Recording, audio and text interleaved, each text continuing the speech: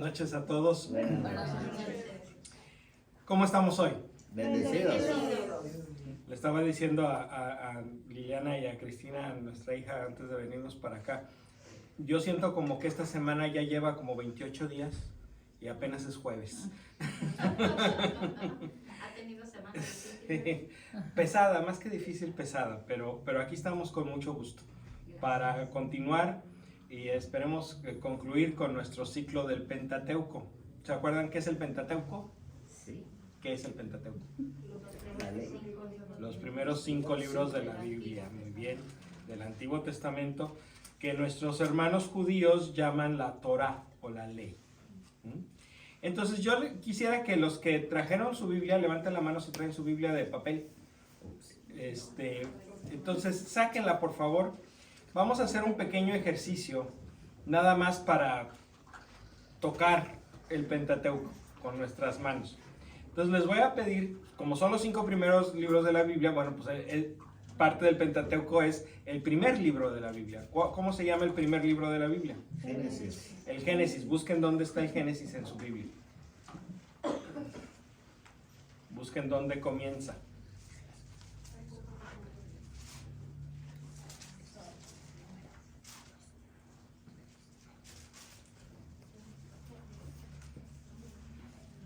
¿Ya lo encontraron? Ok. Ahora, sin perder dónde comienza, busquen dónde termina.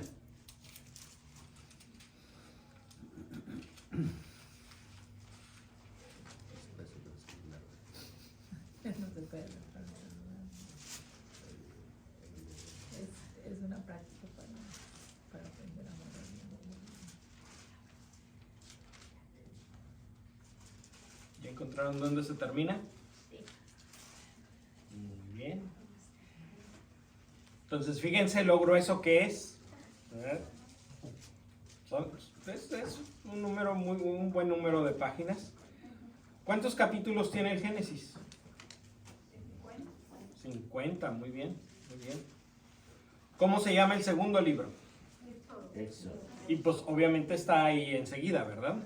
Enseguida donde se termina el Génesis comienza el Éxodo. Hay algunas Biblias que antes de cada libro traen una pequeña explicación sobre el libro. Entonces aquí, por ejemplo, en su Biblia latinoamericana, donde se termina el Génesis, que es aquí, ¿verdad? Aquí empieza el Éxodo, pero realmente no empieza con el texto del libro, sino empieza con una introducción, ¿verdad? Que llega hasta aquí y a partir de aquí, de donde viene el número 1, ahí empieza el texto del Éxodo. Esta es una explicación, no es parte de la Biblia. Este es lo que sí es la Biblia. Y dentro de la Biblia es posible, como esta Biblia latinoamericana, que hay una división. Y la parte que está arriba es el texto de la Biblia, la parte que está abajo es un comentario de alguien más reciente, ¿verdad? Del grupo de personas, de estudiosos que tradujo la Biblia. Estos son comentarios, no es, esta parte de abajo no es palabra de Dios. La palabra de Dios está aquí arriba. ¿Okay? Entonces, ¿dónde empieza el Éxodo? Ahora, sin perder dónde empezó, vamos a buscar dónde termina.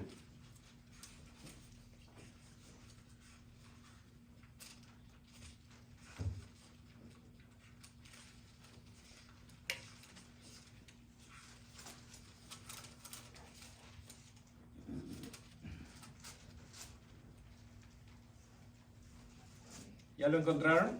¿Cuántos capítulos tiene el Éxodo?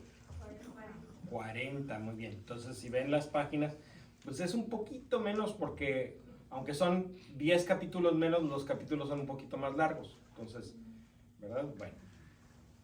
¿Cómo se llama el tercer libro de la Biblia? Levítico, muy bien. Y ahora, busquen dónde empieza y dónde se termina, para ver cuántos capítulos tiene.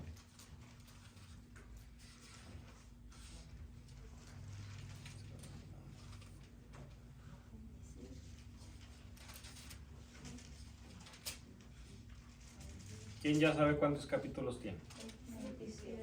27, muy bien. Entonces es un poquito más delgadito, ¿verdad? Muy bien. Entonces ya llevamos 3. ¿Cómo se llama el cuarto libro de la Biblia? El libro de los números. Y se llama así porque en 2 ocasiones en el libro de los números tenemos registro de cuántas personas iban de cada tribu de Israel. Es como una especie de censo, ¿verdad? Yo digo, es tan interesante como leer el directorio telefónico. Pero en el libro de los números, no todo es ese rollo de cuántos de cada tribu y de que venían aquí, venían acá. Pásese, mamá, pásese. Buenas tardes. Buenas noches. Con permisito. Sigan. ¿Cuántos capítulos tiene números? 36. 36, muy bien.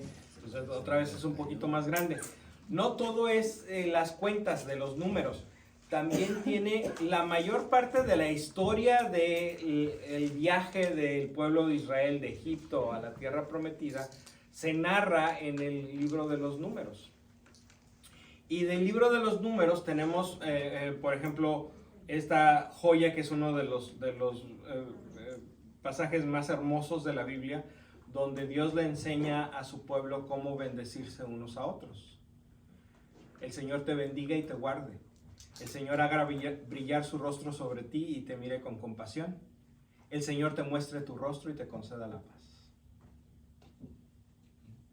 Una bendición bellísima, porque le deseamos a la persona, el Señor te bendiga, es decir, te tenga en buena estima y te guarde. O sea, no nada más es que tenga una buena opinión de ti, sino que te cuide. El Señor haga brillar su rostro sobre ti y te mire con compasión. Vuelve a ser una gracia y una acción. El Señor te muestre su rostro y te conceda la paz. Es muy difícil inventar una bendición más bonita que esta. Ojalá que aprendamos a bendecirnos unos a otros como Dios quiere que nos bendigamos, como Dios nos enseñó a bendecirnos. Y esto viene en el libro de los números. Y el quinto libro, ¿cómo se llama? Deuteronomio. ¿Cuántos capítulos tiene? 34. 34, muy bien. Harvey se lo sabe de memoria. 34. Deuteronomio quiere decir segunda ley.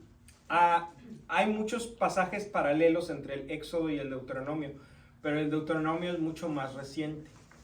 ¿Se acuerdan que habíamos hablado sobre las fuentes J, E, D y P? El Génesis y el Éxodo son principalmente una combinación de J, E y P. El Levítico es en su mayor parte P, de los sacerdotes. Números vuelve a haber una combinación y el Deuteronomio es la fuente D.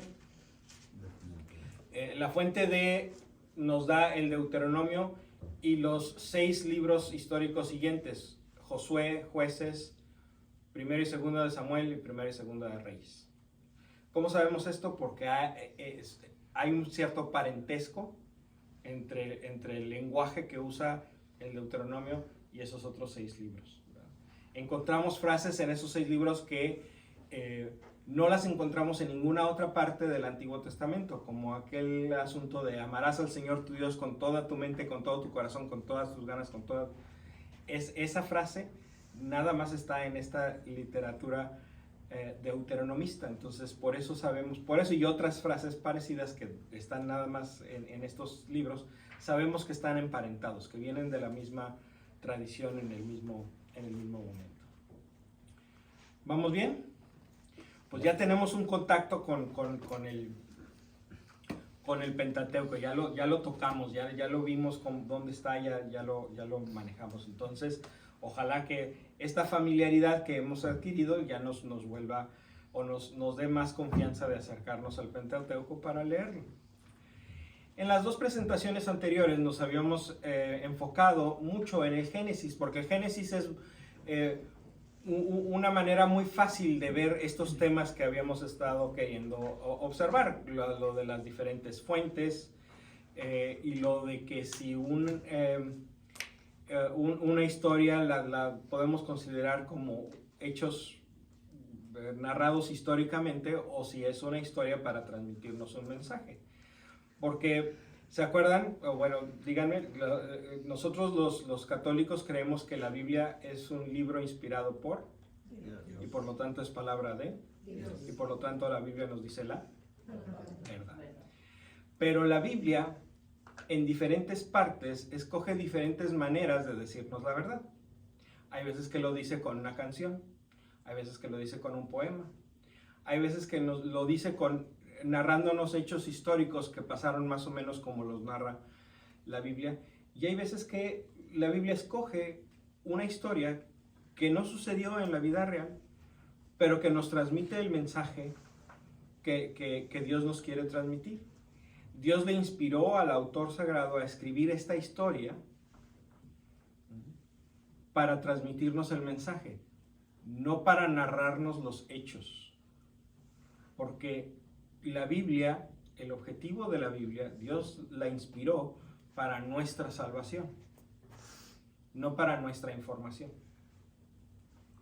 Nosotros no somos salvados por información, somos salvados por la gracia de Dios, por el cariño de Dios.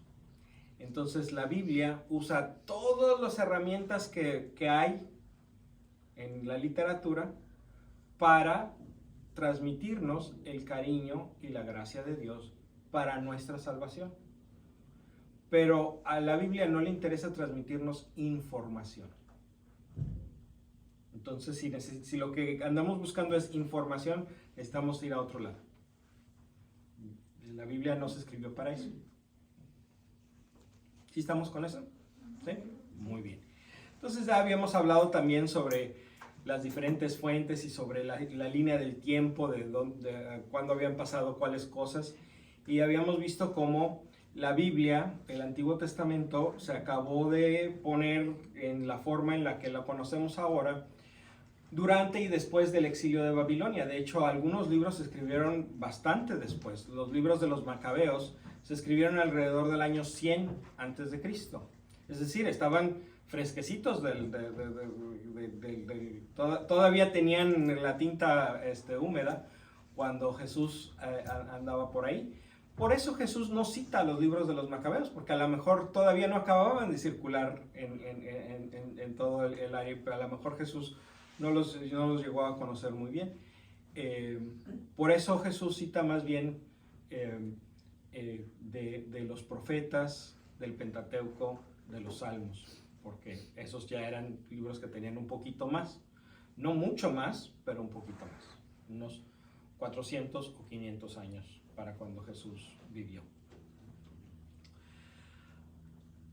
Habíamos visto pues la historia del Génesis, que nos narra desde la creación del mundo, pasando por la historia del diluvio, o las dos historias del diluvio, y luego llegamos, la vez pasada hablábamos un poquito, o leíamos un poquito acerca de Abraham, que es el padre de la fe, el que nos consideramos como el padre de la fe, porque Abraham fue escogido por Dios para hacer una alianza con él. Le dijo, en ti serán benditas todas las naciones de la tierra, y tu descendencia será tan numerosa como las estrellas del cielo, como las arenas del mar. Y Abraham se fió de la palabra de Dios. Abraham es la primera persona en la Escritura que se fía de la palabra de Dios, que dice, yo creo que tú eres un Dios fiel y por lo tanto voy a creer lo que tú me dices, y te voy a creer más a ti que a las circunstancias que me rodean. Y Abraham tuvo la oportunidad de demostrarlo, porque un día Dios le dijo, sacrifícame a tu hijo. Y Abraham estaba, pero ¿cómo? Si Dios me prometió que iba a hacer, que mi descendencia iba a ser numerosa, ¿cómo quiere ahora Dios que le sacrifique a mi hijo? Y ahí va Abraham con su hijo Isaac, muy confundido, muy triste, muy abatido, pero fiándose de que la bondad de Dios era más grande que sus dudas, que sus inquietudes, que al final de cuentas la bondad de Dios tenía que hacer sentido, y esto no hacía sentido, entonces tenía que pasar algo, no se podían quedar las cosas así. Pero Abraham no dijo, no, entonces ahora aquí me voy a esperar hasta que Dios cambie, a ver cuándo cambia, a ver cuándo hace algo. Abraham se fió de Dios y caminó el camino que Dios le trazó. Y obviamente al final Dios le dijo, no, ¿sabes qué? Ya demostraste que tú también eres fiel a tu palabra y por eso podemos hacer una alianza tuya, porque yo soy un Dios fiel y tú me has demostrado que tú también eres un hombre de palabra, que confías en mí y que vas a estar detrás de lo que dices. Entonces, esa es la primera vez que Dios hace una alianza en ese sentido, donde Dios, hace algo y la persona con la que hace la alianza hace otra cosa. Dios ya había entablado una alianza con Noé. Le dijo, ya no voy a volver a hacer el diluvio y aquí está el arco iris para demostrar eso, pero Noé no tenía que hacer nada. Dios, por su iniciativa propia y de manera unilateral, dijo, ya, esta es mi alianza. Esta es la primera vez que la alianza es realmente un contrato entre dos, un acuerdo entre dos. Pues Isaac no es sacrificado, crece, tiene 2 hijos, Esaú y Jacob. Esaú es el primogénito, es el primero, por lo tanto a él le corresponde la herencia, las bendiciones. Pero Jacob hace un chanchullo a Esaú y acaba recibiendo Jacob la bendición de su padre. Jacob es todo un personaje. Es tramposo, mentiroso, abusivo, es habilidoso, ¿verdad? Es el personaje en la Biblia que mejor ejemplifica el dicho de que el que no tranza no avanza. Y es el que después Dios le cambia de nombre y le dice, tú ya no vas a ser Jacob, tú a partir de ahora eres Israel. Y es el padre del pueblo de Israel. Y ya habíamos hablado un poquito de por qué Jacob es así. Porque esto tomó su forma definitiva en el exilio de Babilonia. Entonces, Jacob es el modelo de cómo debe de ser el judío exiliado en Babilonia. Habilidoso, tramposo, mentiroso, lo que sea con tal de sobrevivir. Hay que hacerle como sea, pero hay que sobrevivir. No importa que tenga que hacer algo que a lo mejor no es muy correcto, pero el chiste es amanecer el día de mañana. Ese es el objetivo número 1. Vuelve a ser parte de esa educación de Dios en valorar la vida. Sí, está bien la conducta, el honor, la rectitud, la honestidad, todas esas son cosas muy buenas, pero no sirven de nada si te matan. Y algunos de nosotros compartimos esa experiencia cuando llegamos a este país, ¿no? Hay veces que tuvimos que decir una mentira. Si no, pregúntenles a los de la amiga cuántas veces han detenido a Pedro Infante.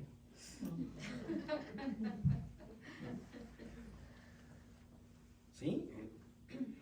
Nosotros los inmigrantes compartimos con el pueblo de Israel esa experiencia de estar en una tierra que no es nuestra, con un pueblo que no nos quiere y que nos oprime. Entonces, desde esa experiencia vamos a entender mejor la Biblia que cualquier otro pueblo.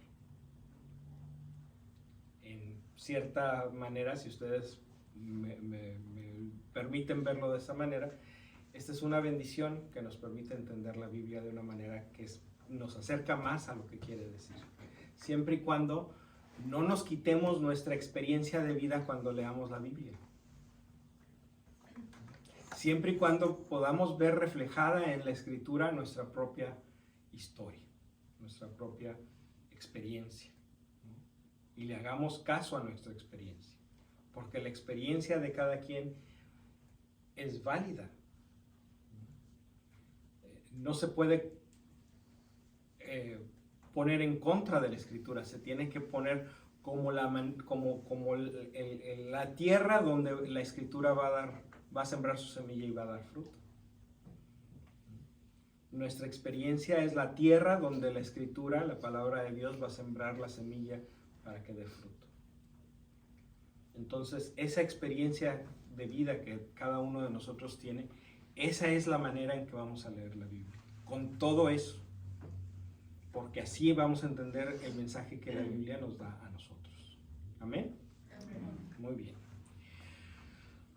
Pues resulta que Israel tiene 12 hijos, porque a él le hacen un chanchullo y bueno, acaba teniendo 2 esposas, y la primera le da 10 hijos y la segunda le da los otros 2. Y uno de ellos, que se llamaba José,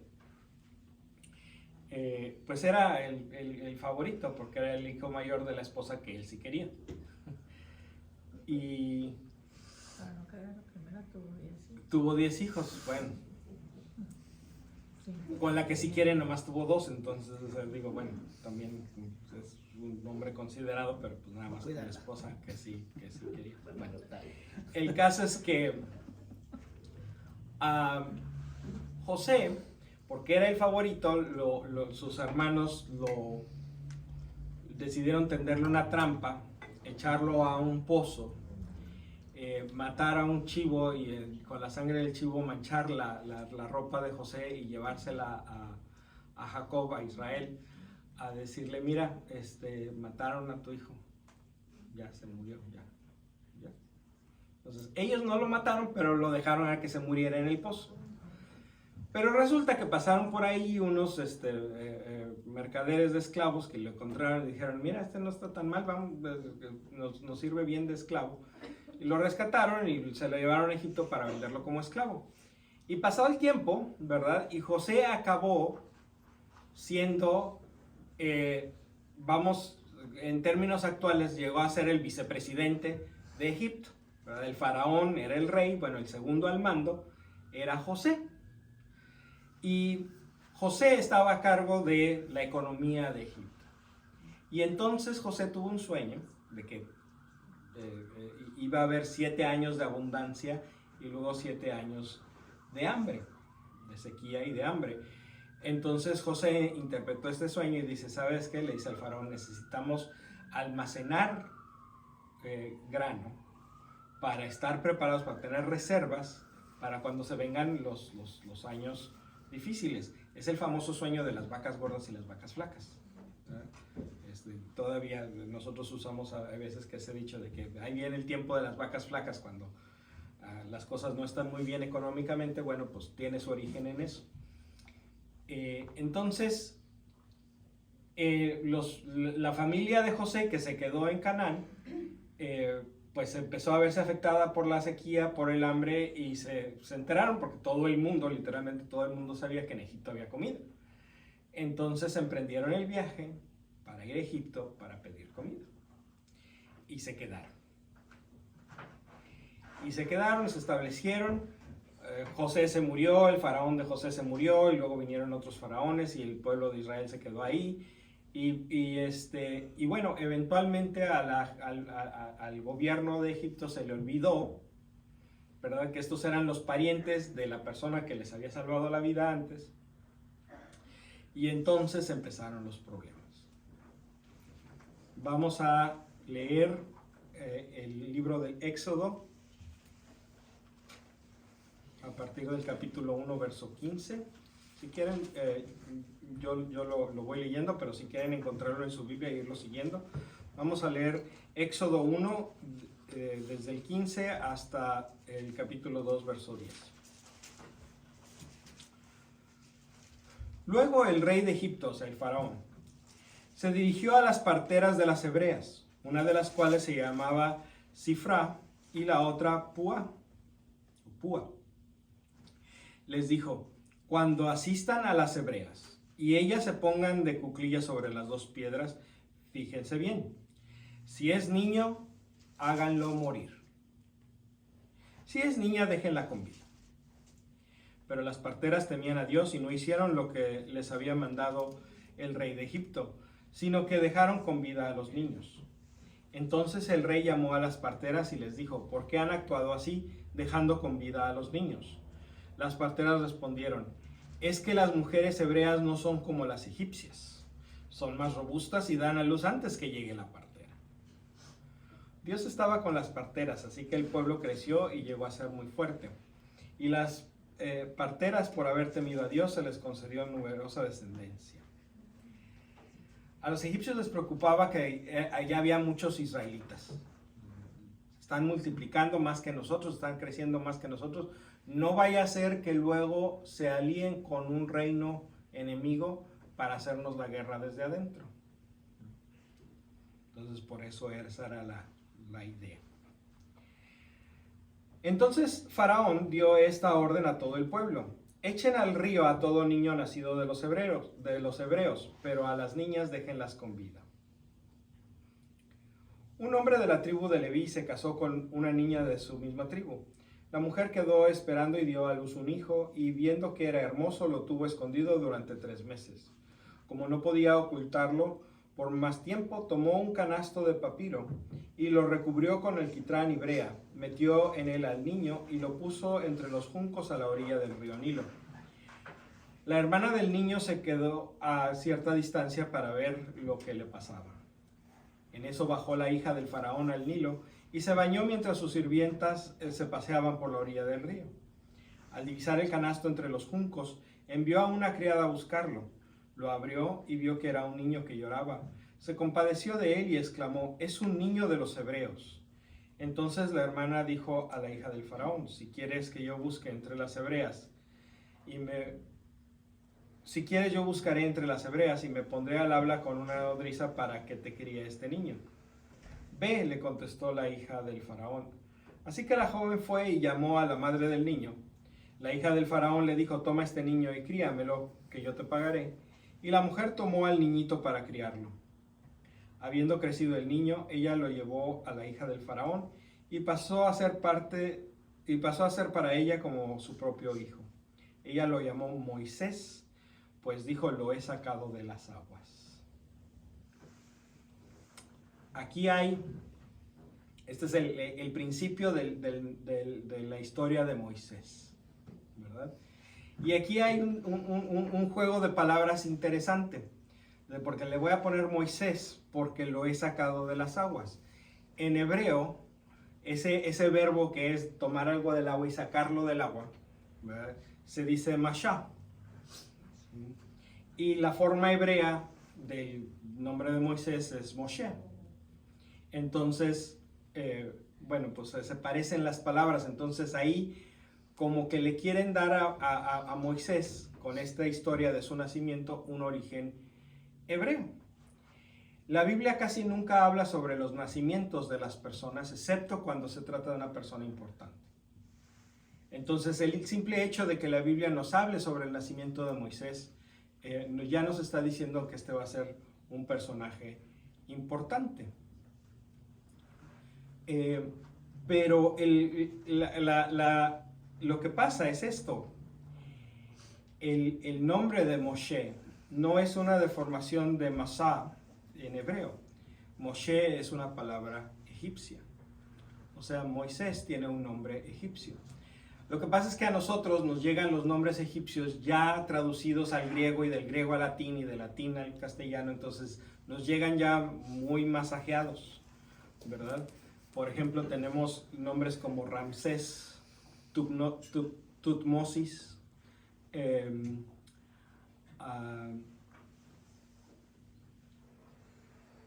Amosis.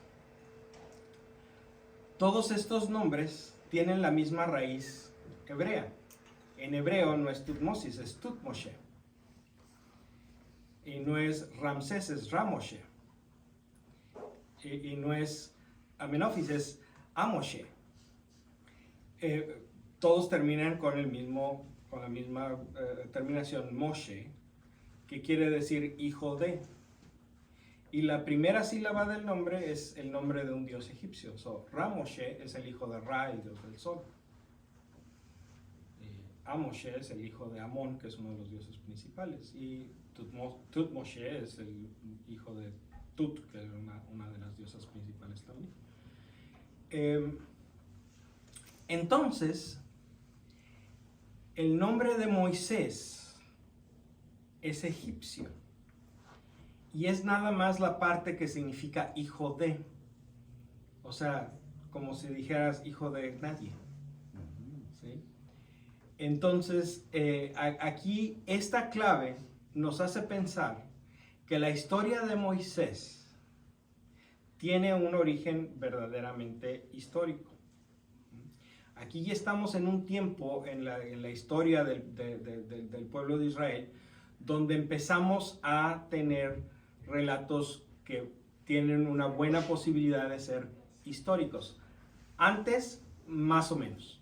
Entre Abraham, Isaac, Jacob y sus hijos, más o menos. Pueden ser que sean históricos, pueden ser que no tanto. Salud. Antes de Abraham seguramente no. Antes de Abraham no tenemos historia. Antes de Abraham son relatos, historias, ficción. En otras palabras, son cuentos que nos dan un mensaje. Cuento no es igual que mentira. Es un cuento que nos da un mensaje. Entonces tenemos el cuento de la creación, el otro cuento de la creación, el cuento de la caída, el cuento de Caín y Abel, el cuento del diluvio, bueno, los dos cuentos del diluvio. No quiero decir con esto que no sean verdad, lo que quiero decir es que son historias que no sucedieron así como están escritas, pero que sí nos transmiten una verdad importante. Pero ya cuando llegamos al Éxodo, ya tenemos circunstancias que tienen mucho más contacto con la historia.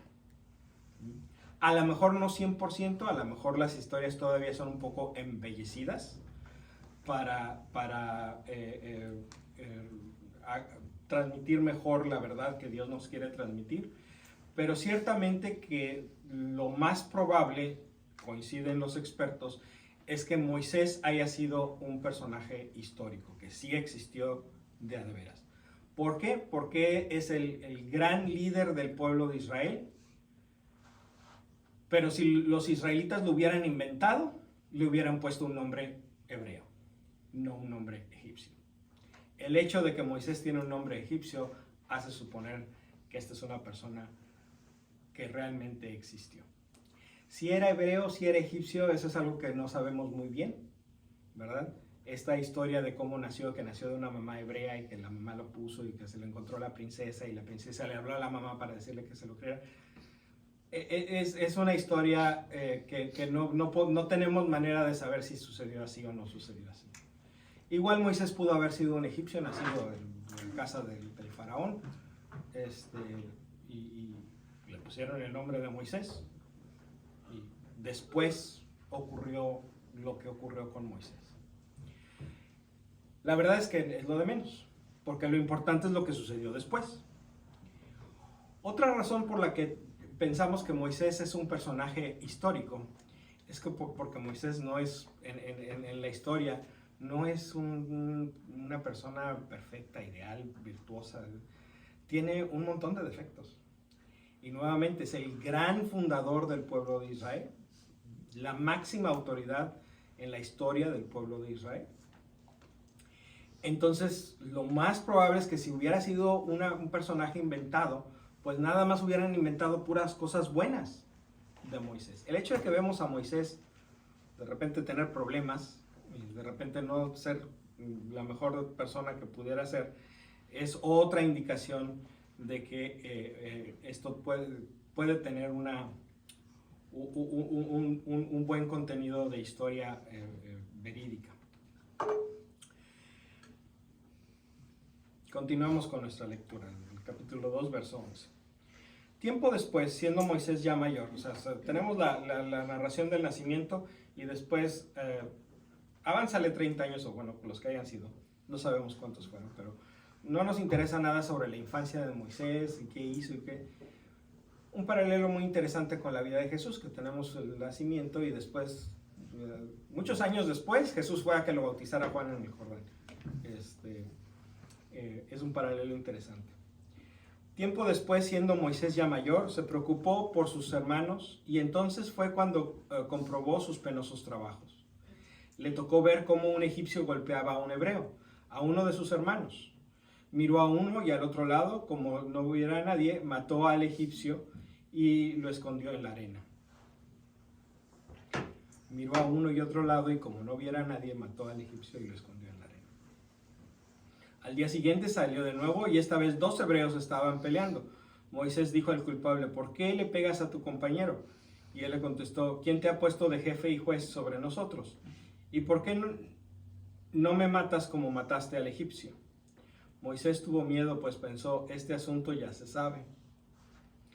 De hecho, le llegó la noticia a Faraón y buscó a Moisés para matarlo.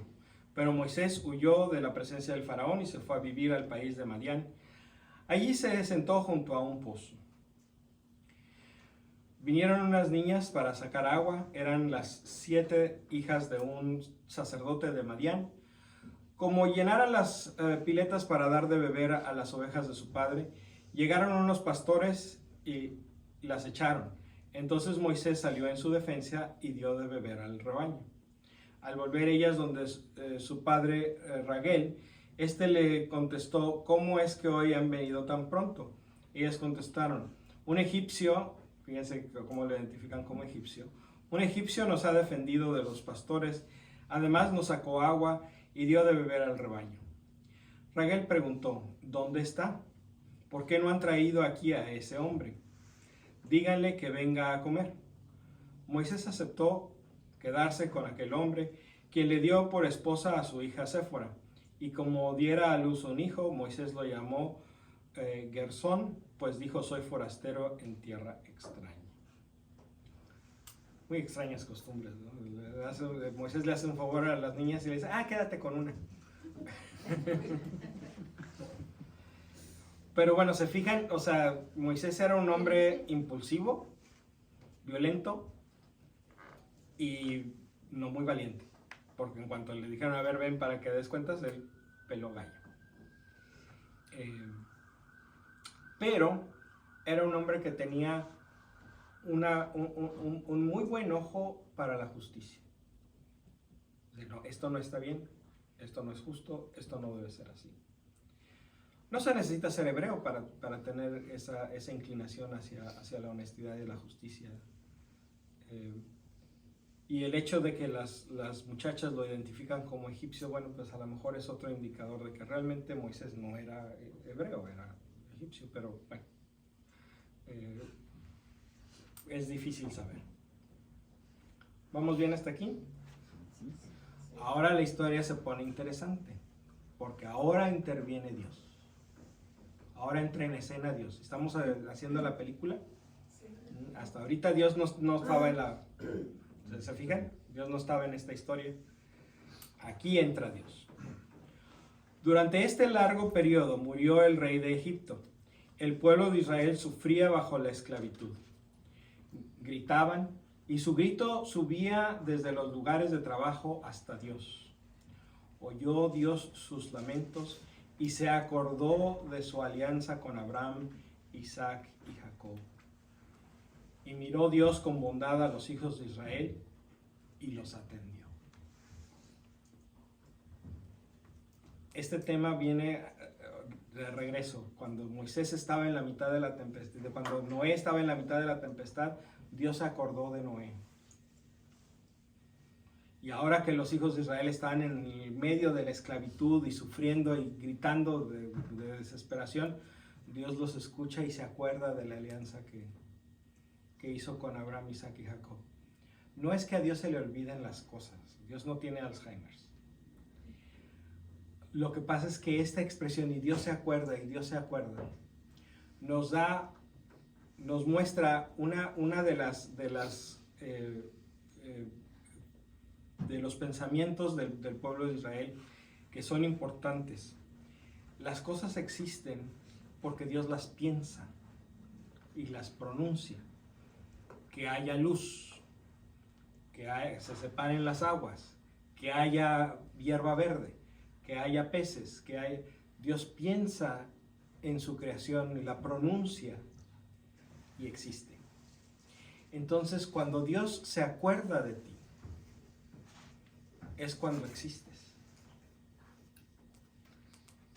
Vamos a decirlo otra vez. Cuando existes, es porque Dios se está acordando de ti. Entonces, si ahorita nosotros existimos en esta mentalidad del pueblo de Israel, es porque Dios está pensando en nosotros.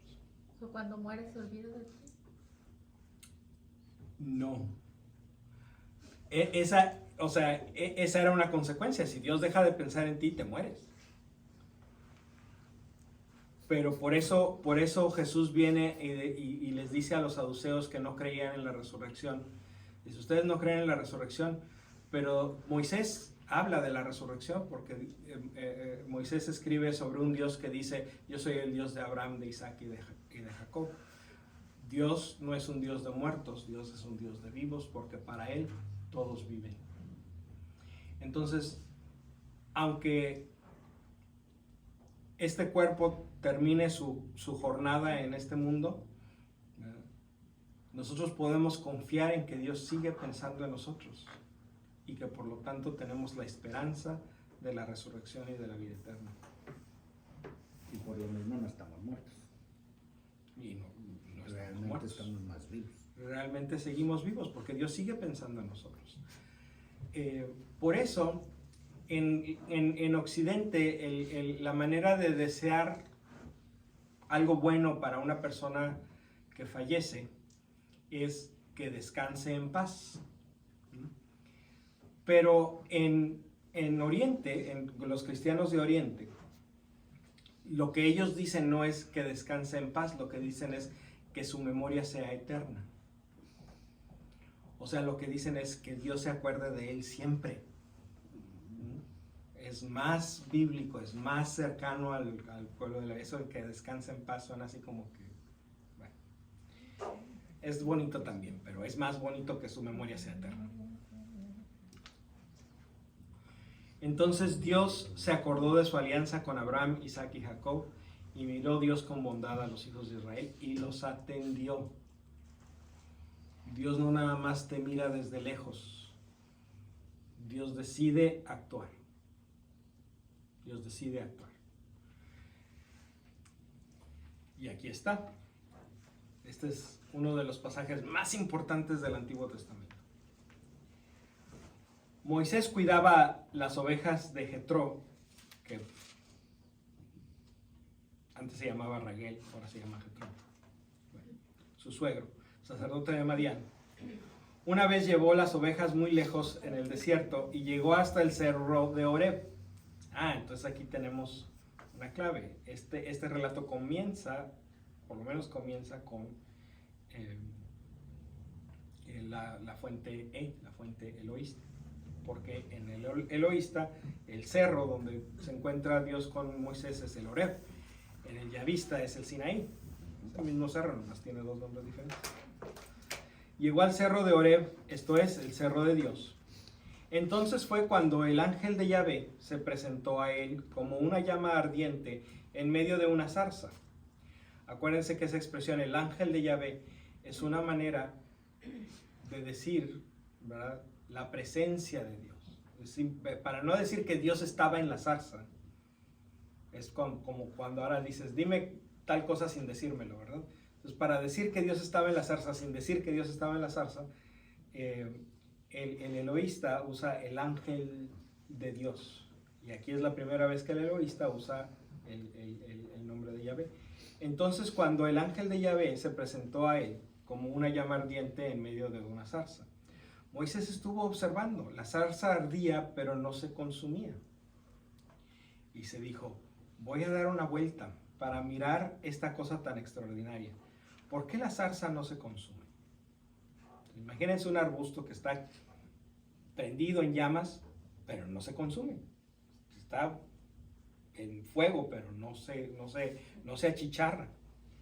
Ciertamente que es algo extraño, entonces ya Moisés quiere acercarse. Yahvé vio que Moisés se acercaba para mirar. Dios lo llamó del medio de la zarza, Moisés, Moisés. Y él respondió, aquí estoy.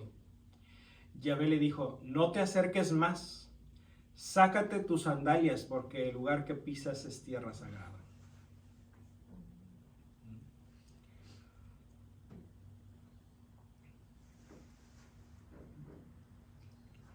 Lo importante no es si se quitó las sandalias o no se quitó las sandalias. Lo importante es que Moisés está pasando de una manera de ser a otra.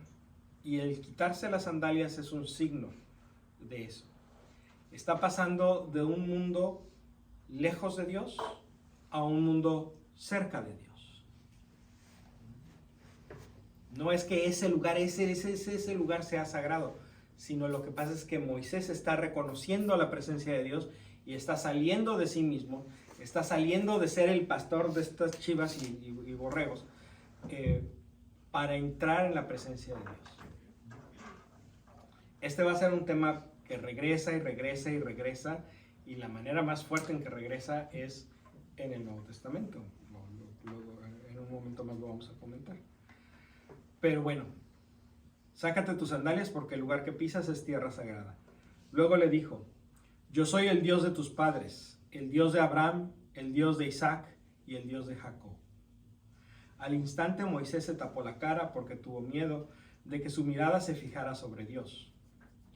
Yahvé dijo, he visto la humillación de mi pueblo en Egipto y he escuchado sus gritos cuando lo maltrataban sus mayordomos.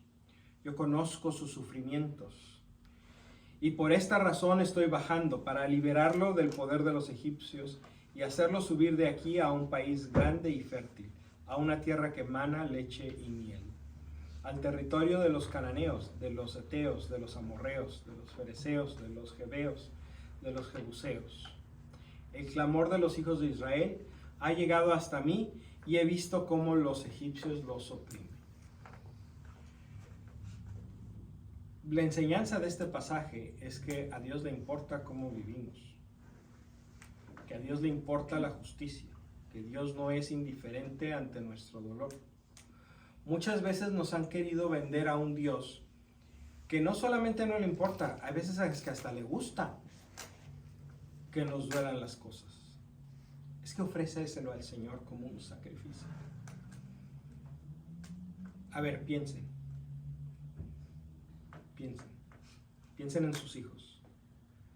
Imagínense que su hijo tiene un accidente y se fractura una pierna.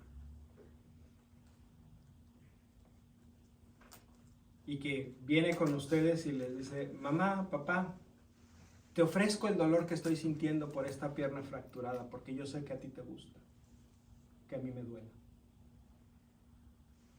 ¿Sí les ha pasado? No. Pues no, ¿verdad? O sea, pues, si nosotros somos capaces de entender que esto es absurdo, con una persona humana, que tenemos perfecciones e imperfecciones, ¿por qué pensamos que a Dios sí le gusta? La cosa más absurda que hay. No, a Dios no le gusta el dolor. Cuando Dios ve nuestro dolor se decide a actuar para liberarnos. Entonces no dejen que les vendan esa idea. Eso de ofrecer nuestro sufrimiento no es así. La idea de ofrecer nuestro sufrimiento es decir, esta es una oportunidad de acercarme a Dios. ¿Por qué? Porque no puedo seguir haciendo las cosas ordinarias. Entonces, ofrecer el dolor como un sacrificio, o ofrecer la enfermedad como un sacrificio, es decir, tomo este tiempo, tomo esta energía que no puedo usar en trabajar, en lavar trastes, en barrer, lo que sea, para acercarme a Dios. No para ver a ver quién me está atendiendo y ver que me traigan y ver que me atiendan y ver que, sino para yo acercarme a Dios. Entonces, Ese es ofrecer mi un- ayuno, que me dolía mi estómago, no estaba bien. Si te duele, no le gusta a Dios. Si te duele, no le gusta a Dios. El ayuno tiene su lugar y vamos a hablar de eso en un par de semanas, pero no, la próxima semana. Pero no es para hacernos daño. Los ayunos y las prácticas ascéticas o de mortificación no es para que nos duela. Hay otro objetivo. Yo creí que entre más me dolía, más ganaba. ¿No? Una pregunta, A Dios no le gusta que te duela. como yo que hago mi oración, siempre pido en la oración que hago por un dolor que tengo, por el perdón de mis pecados. Si estás usando ese dolor como una manera de recordar, ¿sí? Este dolor que siento es el dolor que debo sentir por mis pecados, por haber pecado. Esa es una buena manera de usar el dolor.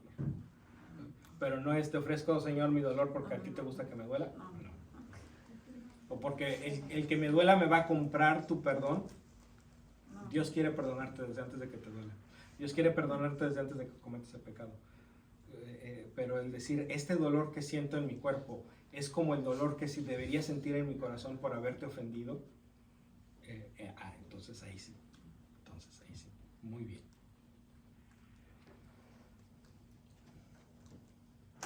Ok. Ve pues, yo te envío a Faraón para que saques de Egipto a mi pueblo, los hijos de Israel. Y Moisés, como era bien valiente, dijo, sí, Señor, ahí voy, vamos. No es cierto, Moisés no era tan valiente. Moisés dijo a Dios, ¿quién soy yo para ir donde Faraón y sacar de Egipto a los israelitas? Además, le debo algo. Sí, no, yo con el Faraón mejor vamos pensando en otra manera de solucionar este problema. Dios le respondió, yo estoy contigo y esta será para ti la señal de que yo te he enviado. Cuando haya sacado al pueblo de Egipto, ustedes vendrán a este cerro y me darán culto aquí. Moisés contestó a Dios,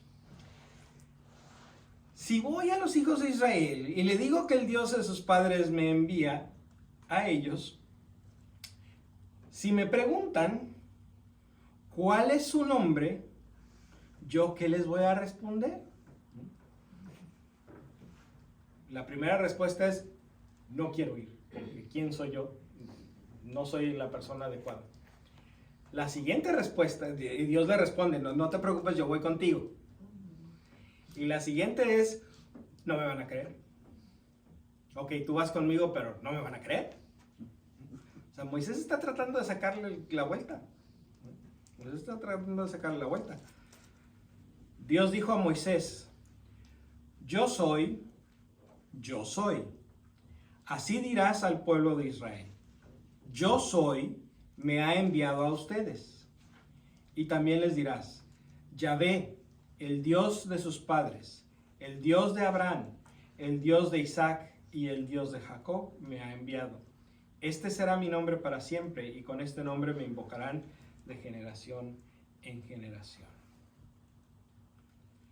Entonces, Dios le revela su nombre a Moisés.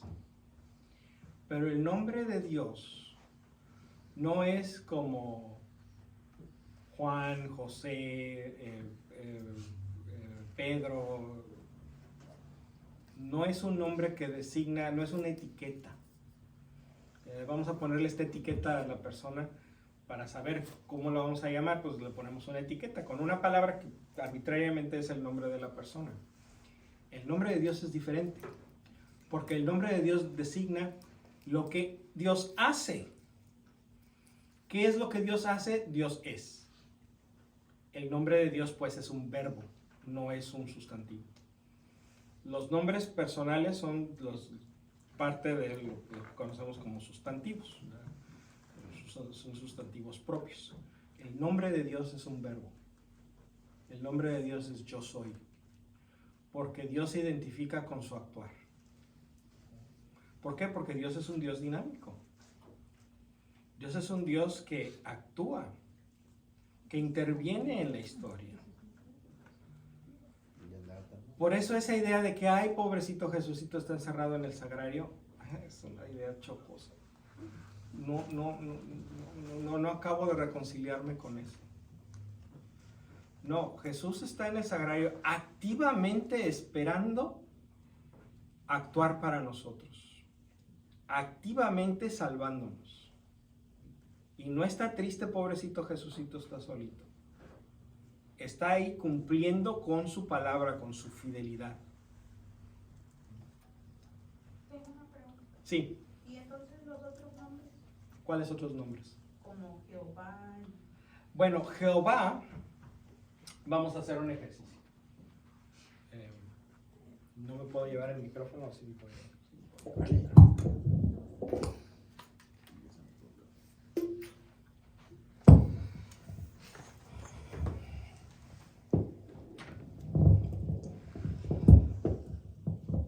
No sé si ustedes sepan o si no ahorita se los digo, pero el idioma hebreo no tiene vocales escritas, tiene vocales pronunciadas, obviamente. Entonces, el nombre de Dios sabemos que es... muy bien.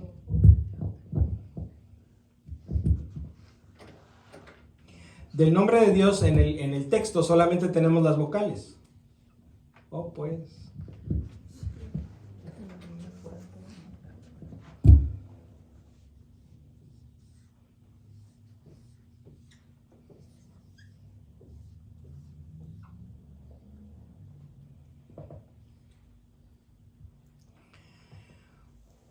Eso es lo que sabemos del nombre de Dios, a ciencia cierta.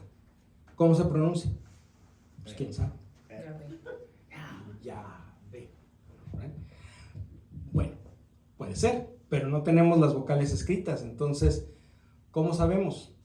El problema es que los israelitas dejaron de pronunciar el nombre de Dios porque era muy sagrado. Entonces, cuando leían la Torá, y se encontraban con el nombre de Dios, lo sustituían por la palabra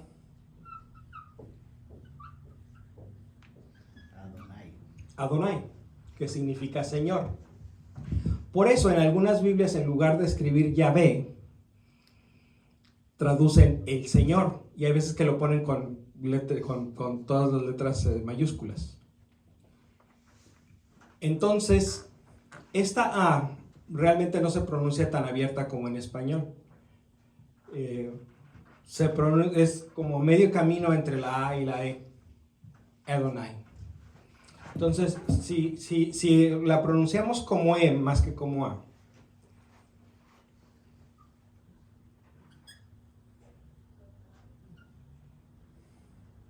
y obviamente la J, la Y la pronunciamos como J porque en alemán no hay J, no hay Y, no hay J.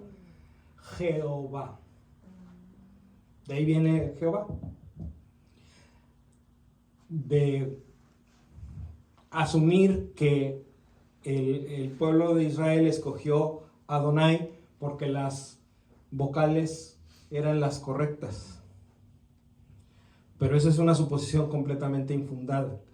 El nombre de Jehová es una mala traducción que todo mundo sabe que está mal, menos una cierta organización que anda por ahí. Este señor Jehová, quién sabe qué haya hecho, pero necesita un montón de testigos.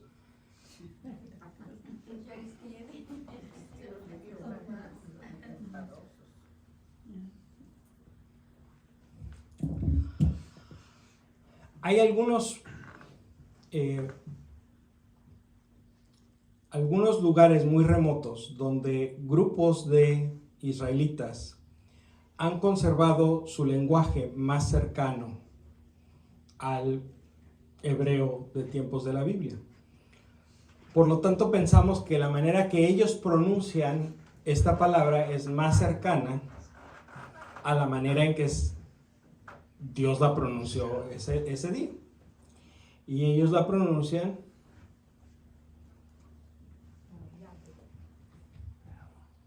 Yahvé. No como J, sino como Y. Y esta W como V, porque realmente el sonido W no existe en hebreo. Entonces, tanto en alemán como en inglés, como en español, como en cualquier, la W se tiene que pronunciar como V. Entonces es Yahvé.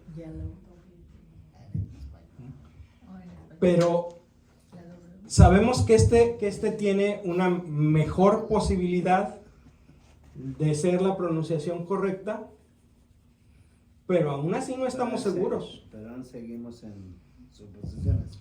Sí, sigue siendo una suposición, pero es una suposición mejor fundada que la de Jehová. Pero entonces Yahvé, perdón, Yahvé es entonces, quiere decir Yo soy. Señor, No. porque no le querían decir No, Adonai. el pueblo de Israel llegó un momento en que no quiso pronunciar el nombre de Dios. Entonces, en lugar de pronunciar el nombre de Dios, decían la palabra Adonai, que significa Señor. Entonces, en lugar de decir, y también les dirás, Yahvé, el Dios de sus padres, el Dios de Abraham, el Dios de Isaac, el Dios de Jacob me ha enviado, ellos leen. Y también les dirás, Adonai, el Dios de sus padres, el Dios de Abraham, el Dios de Isaac, el Dios de Jacob me ha enviado. Y ya sabe la gente que cuando escucha Adonai, ¿verdad? Lo que están pronunciando es el nombre de Dios. O lo que deben de pensar es el nombre de Dios. La palabra Yahvé, no estamos seguros exactamente cómo se traduce, pero es una forma del verbo ser, ¿verdad? Que tiene en primera persona. O sea, lo más breve que pudiera ser es yo soy. Puede ser yo soy el que soy. Puede ser yo soy el que es. Puede ser yo soy el que me hago ser a mí mismo. O sea, todas son maneras de decir un poquito diferente yo soy. Entonces, por eso la mejor manera de entender lo que significa el nombre de Dios es yo soy. En griego, este pasaje, este versículo, yo soy el que soy, se traduce como ego emi o on. Yo soy el ser. Y esa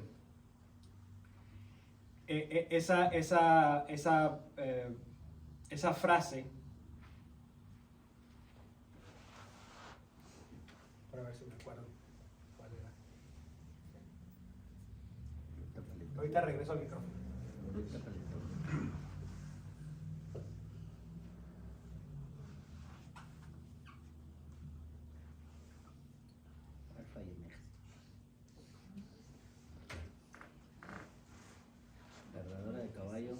Es una Omicron y luego una Omega y una Nu. Y se pronuncia O-On, el ser. Y esas tres letras griegas, si ustedes se fijan en las imágenes de Jesús, que tiene su halo con una cruz y en cada uno de los brazos de la cruz hay un garabato, son esas letras. Porque la iglesia confiesa que Yahvé es el único Dios verdadero. Y si Jesús es Dios, pues entonces Jesús es Dios verdadero. Entonces Jesús es. Entonces Jesús es Yahvé. Yahvé, exacto. Si Yahvé es el único Dios verdadero y Jesús es Dios verdadero, necesariamente Jesús es Yahvé. Y el Padre también es Yahvé y el Espíritu Santo también es Yahvé. No Jehová. No Jehová. Pero en alguna parte de la Biblia no dice algo como yo soy Jehová tu Dios. No. En Biblias que están mal traducidas, sí. No me digas Jehová. En Biblias que están mal traducidas, sí. Es que la Biblia que tiene la de... En Biblias que están bien, sí, es de la Biblia de la competencia. Las Biblias católicas deben de decir Yahvé o el Señor. O sea, es correcto seguir la costumbre de los israelitas de reemplazar el nombre de Dios por el Señor. De hecho, hasta en los misales se quitó, ¿no? La palabra de Dios por... El Papa Benedicto XVI hizo una reforma litúrgica para decir que en la liturgia el nombre de Yahvé no debe pronunciarse porque la liturgia es un acto público. Y el público puede incluir una persona judía. Y para los judíos es ofensivo que cualquier persona, especialmente los no judíos, pronuncie el nombre de Dios. Nos lo quitaron hasta de las canciones. ¿Sí? Sí. No debe de pronunciarse el nombre de Dios. Punto. Antes era en vano, ahora punto. Ahora punto. En la liturgia, si ustedes se fijan, bueno, ahorita hemos estado usando el nombre de Dios. No lo hemos estado usando en vano, lo estamos usando para aprender. pero en una función pública no debemos hacerlo, por respeto a nuestros hermanos y hermanas judíos. ¿Ok? ¿Vamos bien hasta aquí? Sí, Perilín. A ver, ¿quién se acuerda? ¿Qué sigue después de esto? ¿De Moisés? Bueno, de aquí, de la historia de Moisés, seguimos con la historia de Moisés. ¿Qué sigue? Pues que baja, Las plagas. Exacto, las plagas. saca el pueblo. Si ustedes se fijan, bueno, pues ya que estamos usando el pizarrón, vamos a usarlo.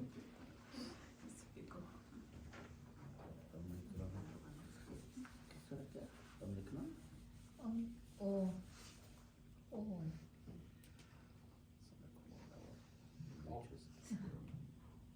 voy a comprar un marcador de chivos, Digo, pues él tenía un pizarrón acá digital. Pues sí, pero no me dejan usarlo. Bueno. Entonces no le haces tic y ya, es el pizarrón blanco.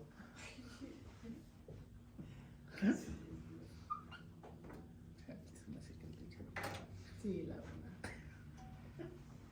Las 9 primeras plagas están organizadas en 3 series de 3 que siguen el mismo formato. La primera tiene un formato, la segunda tiene un formato, la tercera tiene otro formato. La cuarta repite el formato de la primera. La quinta repite el formato de la segunda. La sexta repite el formato de la tercera. Y lo mismo con 7, 8 y 9. Entonces, 1, 4 y 7 tienen el mismo formato. 2, 5 y 8 tienen el mismo formato. 3, 6 y 9 tienen el mismo formato. Vamos a ver cuál es ese formato.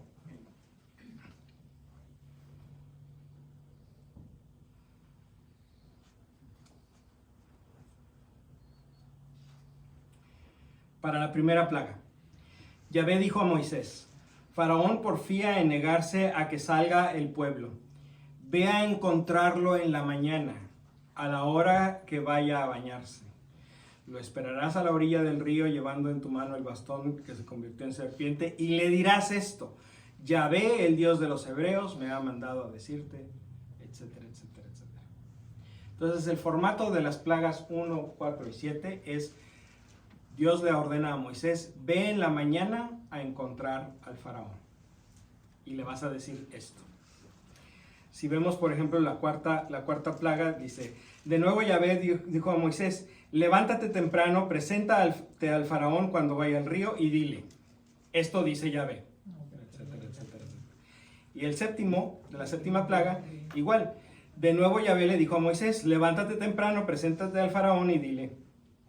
Entonces la primera, la cuarta y la séptima plagas tienen el mismo formato. Levántate temprano, ve al faraón y dile este mensaje. La segunda plaga dice así: cuando ya habían transcurrido 7 días después de que Yahvé golpeó el río, Yahvé dijo a Moisés: preséntate a faraón y dile de parte de Yahvé. Esa es la segunda. La quinta, Yahvé dijo a Moisés: anda donde el faraón y dile. La octava, Yahvé dijo a Moisés: ve donde Faraón, porque ha endurecido su corazón y el de sus ministros con fin de realizar mis prodigios en medio de ellos. Así podrás contar, etcétera, etcétera, etcétera.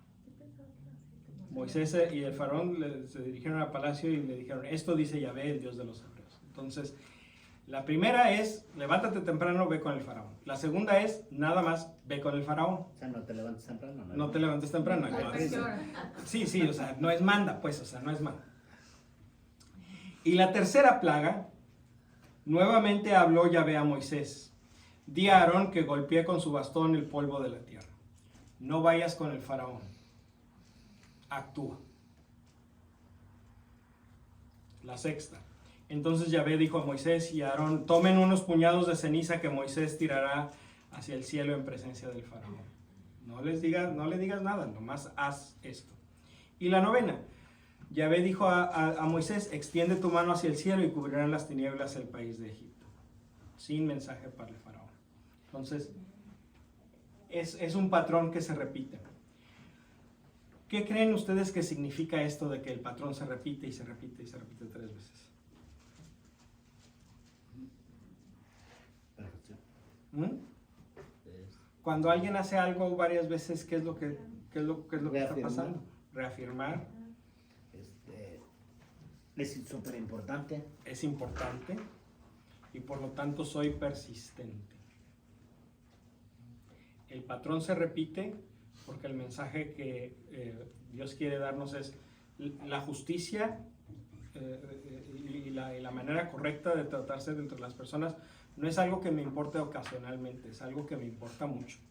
Y soy persistente en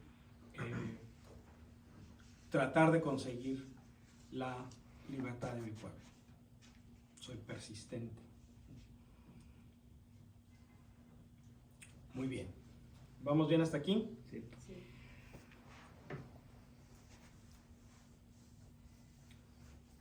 Entonces, ¿cómo termina la novena plaga? Faraón llamó a Moisés y le dijo: salgan ustedes a rendir culto a Yahvé, pero que se queden sus ovejas y sus vacunos, ustedes llevarán a sus niños. Moisés le respondió: ¿y tú mismo nos proporcionarás animales para los sacrificios y holocaustos? También nuestros animales estarán con nosotros hasta la última uña, pues sacamos de entre ellos los que sacrificaremos a Yahvé nuestro Dios, y ni siquiera sabemos cuáles animales hemos de ofrecer hasta que lleguemos al lugar. Faraón dijo a Moisés: retírate de mi presencia y ya no vuelvas. Si te presentas otra vez será para morir.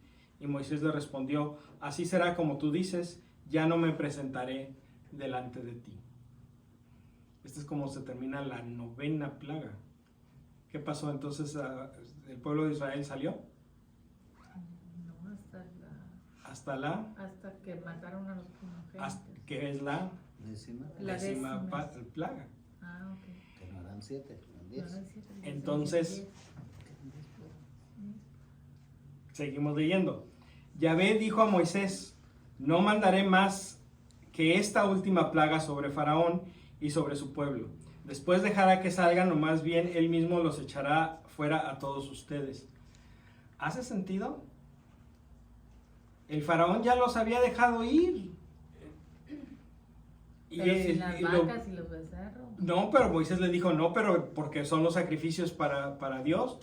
Y el Faraón le dijo: bueno, ya, esto está, Vete y no regreses. lárgate y no regreses. Y Moisés le contestó: no me volverás a ver la cara. Y después el siguiente verso es: ve otra vez, porque todavía no termino. ¿Qué está pasando aquí? La tradición de las 9 plagas es una tradición de una fuente diferente. ¿Se acuerdan de las fuentes? Ujú. Bueno, es una tradición de las fuentes diferentes. La tradición de la muerte de los primogénitos es una tradición donde nada más esa es la única plaga. Porque esa plaga responde al intento de Faraón de hacer matar a los niños israelitas. ¿Se acuerdan? Ujú. Hace 9 capítulos. Bueno, si le quitamos la parte de las plagas, es hace nada más como 3 capítulos. Entonces, las 9 plagas como que nos estorban un poquito para ver la conexión entre la historia del nacimiento de Moisés y la 10ª plaga. Faraón mandó matar a los niños israelitas. Ujú. Y eso tiene consecuencias. Dios no castiga, nuestras acciones tienen consecuencias. Y el que a hierro mata, a hierro muere.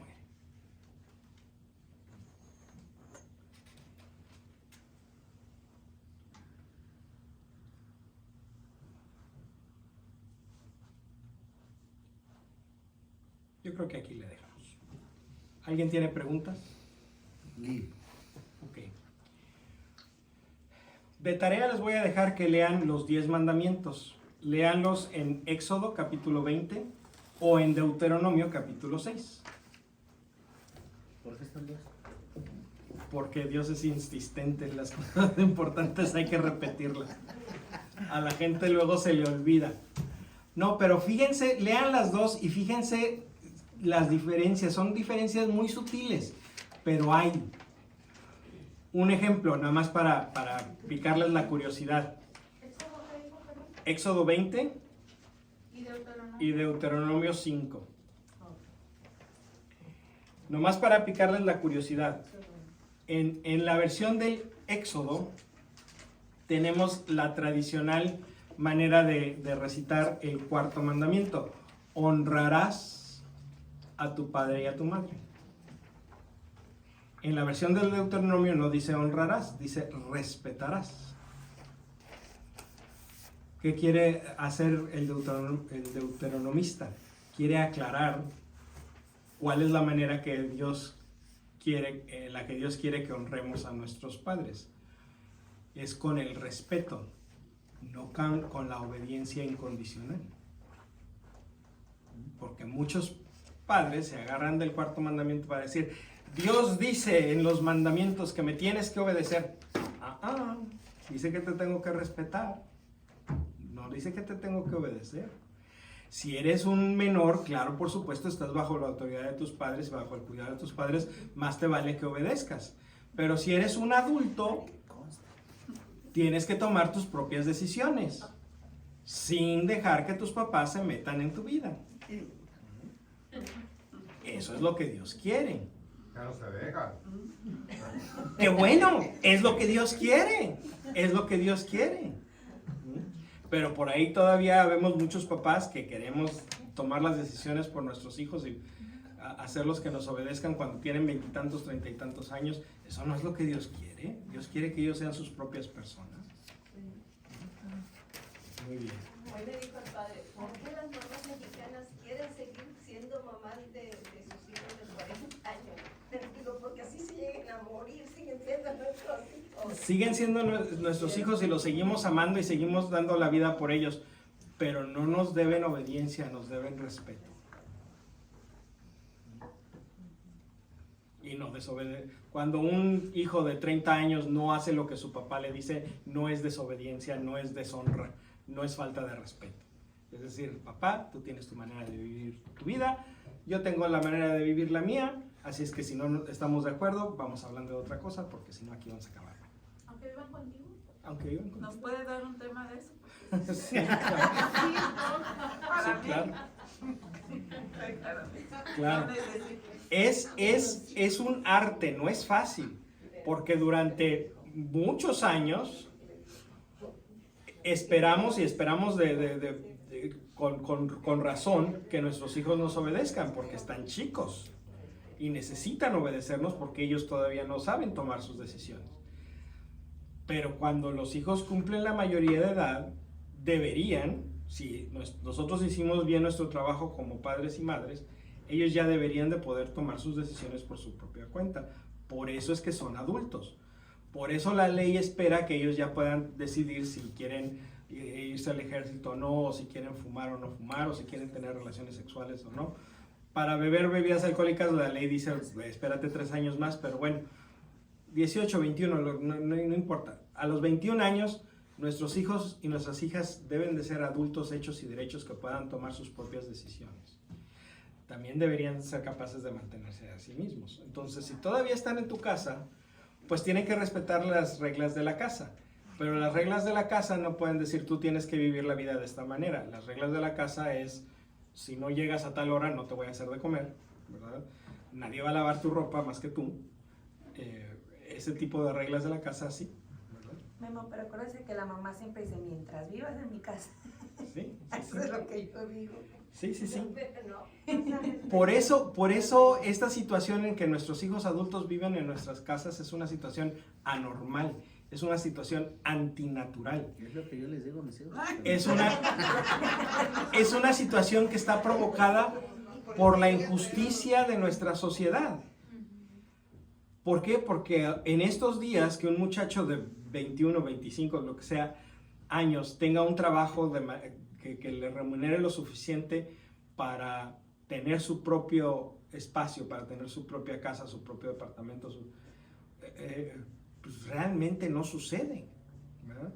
Pero eso no significa que nuestro diseño como especie de criatura haya cambiado. Eso significa que estamos en una situación injusta, que tenemos que cambiar porque es una situación injusta que crea una situación enfermiza, ¿verdad?